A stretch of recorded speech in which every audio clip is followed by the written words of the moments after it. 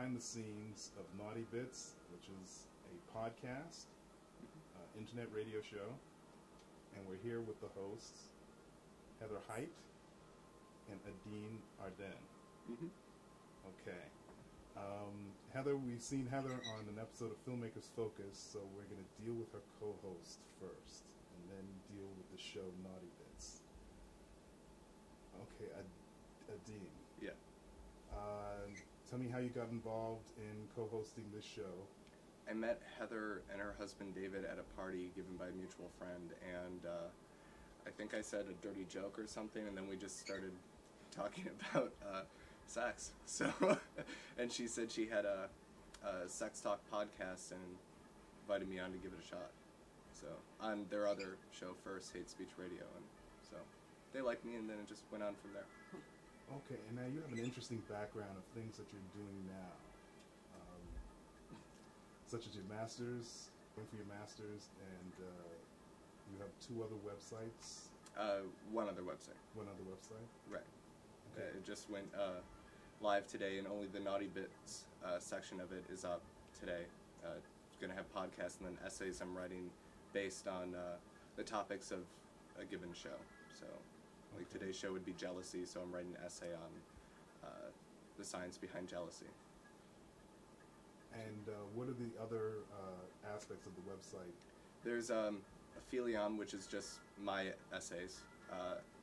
So some have been published in other places, and then others I just haven't published, and I wanted a place to put them. And then Militant Eroticism is just a section of the website for my short stories. So. Okay. Yeah. And now let's go, Heather. The creation of Naughty Bits. Tell us something about. It was kind of a marketing idea. It was because I'm a comic, and sex talk shows do rather well. So to be absolutely honest, the reason that I went in this direction to begin with was because of the marketability of it. But also, who doesn't like talking about sex, you know?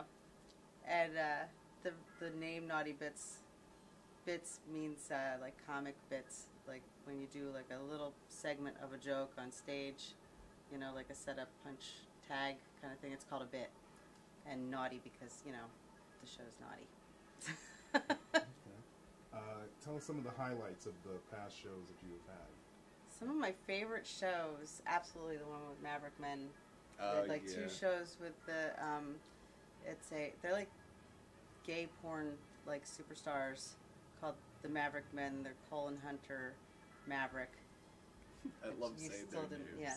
And they are maverickmen.com? Maverickmen.com. Maverickmen.com, who started out as amateur pornographers who took their own little handheld cam and went out and actually like recruited people and had sex with them and filmed it, and they became big on, what is it? Xtube. Xtube. They're still... Started shooting their own porn on Xtube.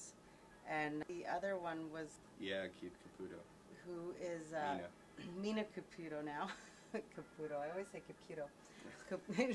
Who was the frontman for Life of Agony, and a very hardcore, out of Brooklyn heavy metal band in the 90s, and he decided to become a she, and now he or she has her own musical project. Is a brilliant musician, and she was a wonderful person to interview. So I think those are my 2 favorite shows.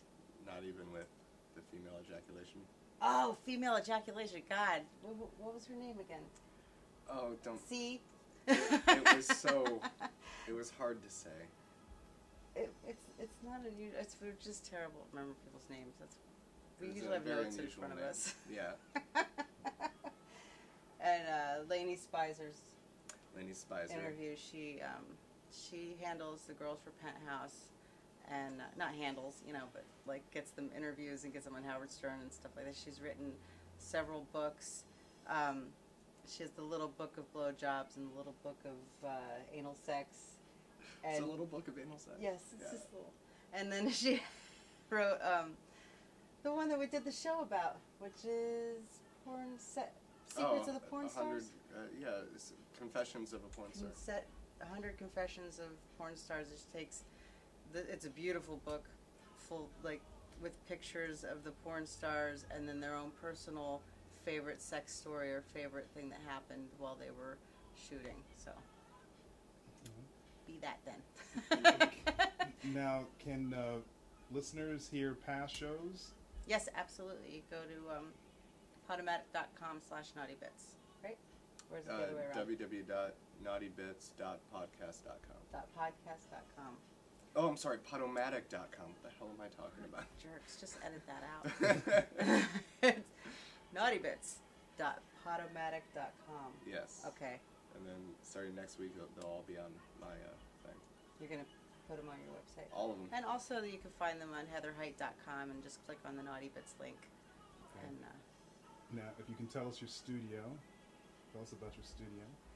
our studio is the kitchen in our apartment with, we have these lovely curtains here. They're stage curtains.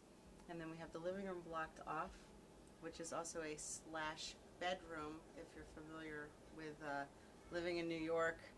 We live in Brooklyn, but like you know, we have like 2 roommates, and we have one real bedroom, and then we have the living room slash bedroom. So it's a pretty common New York setup. It's actually pretty cushy here because there's room to breathe in this apartment, as opposed to other New York apartments. Yeah, you guys actually have a pretty big Yeah, apartment it's for pretty Brooklyn. big. But we work off of 2 computers, and we're lucky enough to have like actual studio microphones and a couple of real like mixing boards. Whereas other people just kind of do it with their computer microphones, which, you know, podcasting is pretty easy. You don't actually need to have even this elaborate of a setup, although elaborate really is over the top. And a big aspect of podcasting is that it's multimedia, that we have a chat room that we log into where people can hear the show, and then they can pipe in with their 2 cents and make fun of us or actually add some kind of content to the show. And it's kind of fun that way because they can see us in the studio and whatever guests we may have, and also interact with us, which is different than just listening to the radio or watching TV. So it's a nice element. Can you tell us about the viewer, the listenership? Well, recurring listeners, or we have a steady group of listeners that are fans of the platform, which is brickhouseradio.com. They are they're more the regular listeners are more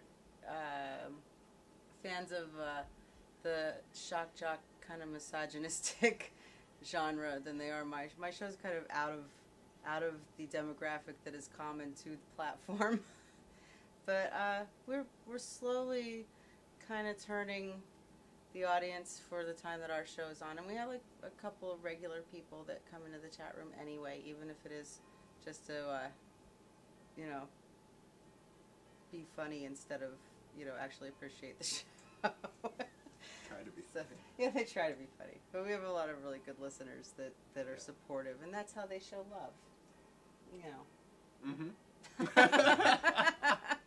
It's a weird chat rooms are rough places for the for sensitive people. Like, you should never go into a chat room of an internet radio show if you're a sensitive person. It's a rough place. Yeah. Dean looks like a fresh-faced young man. He's a thick-skinned man. I'm a thick-skinned boy. I have children his age, so it's hard for me. So, where do you see the show going? I really would like to bring it to. I would like to have it be a place for a kind of entertainment and information that you can't get in the mainstream. I also would like to have sponsors that can't exactly advertise their products on CBS or something like that. You know, like there's people who have sex products or bondage products, and they're not going to be able to advertise in, you know, on television or radio in a regular sense.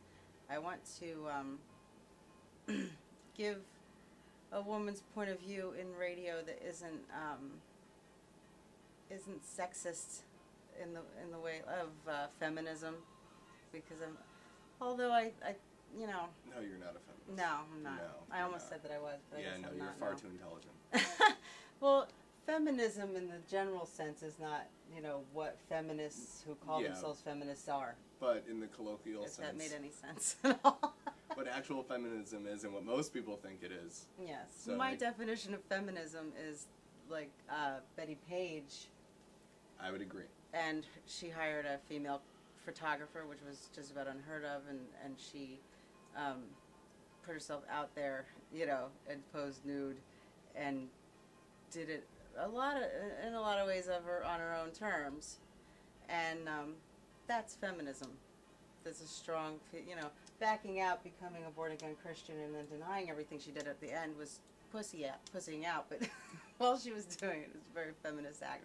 But shaving your, Shaving your head, head, flannel and wearing, shirts, wearing, shoulder pads, and having men being acting like a subservient. man is not feminism.